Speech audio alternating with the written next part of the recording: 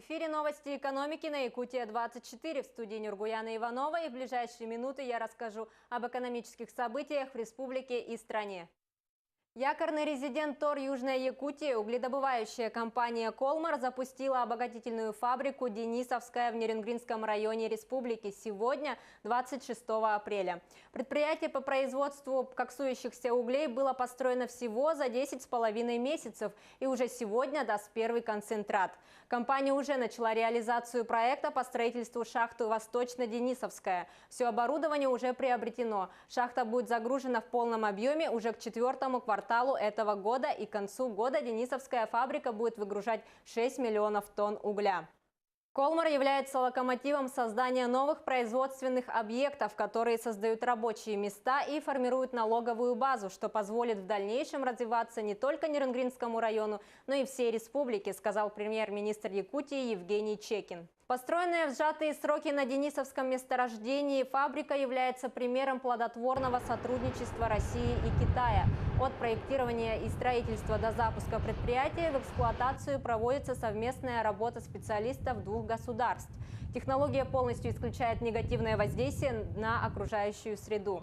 Поставки коксующегося угля из Денисовской планируется осуществлять как на внутренний рынок, так и в страны Азиатско-Тихоокеанского региона.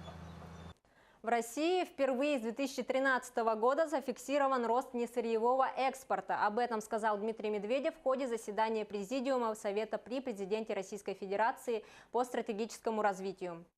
2017 год стал важным в этой сфере. Впервые с 2013 года, после нескольких лет снижения, мы зафиксировали рост несырьевого, неэнергетического экспорта.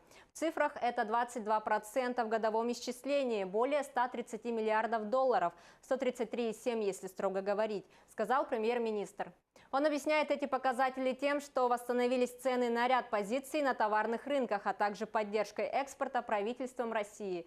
Медведев сообщил, что высокий рост экспорта сохраняется и в текущем году, и эти тенденции нужно закреплять.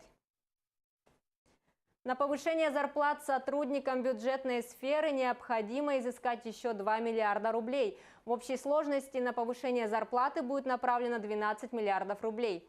Депутаты Илтумен приняли поправки, которые изменили основные параметры государственного бюджета республики на 2018 год.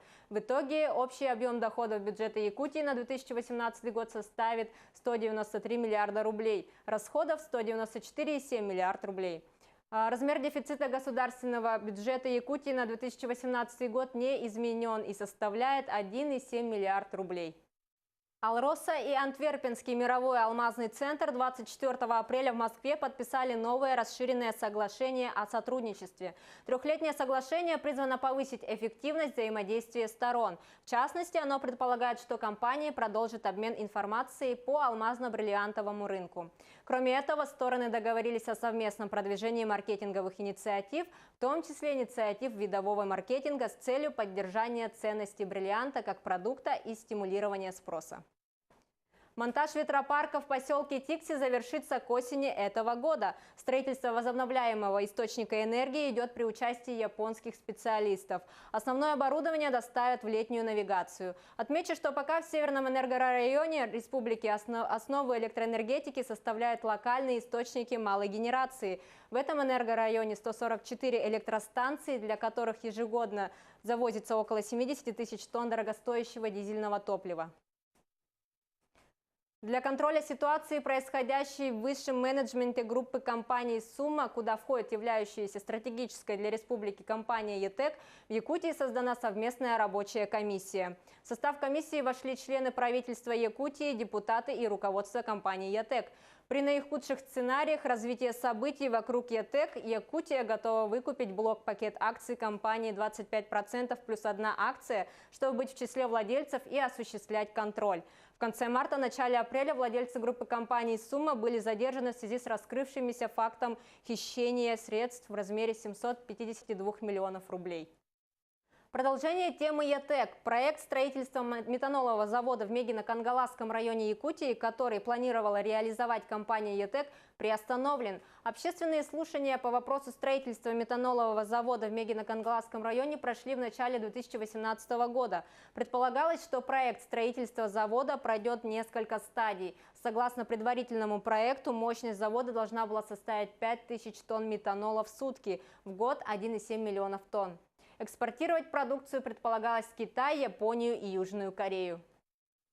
Компания «Возрождение» построит завод по производству керамического кирпича в Намском районе Якутии. Новое предприятие выйдет на полную мощность в 2023 году.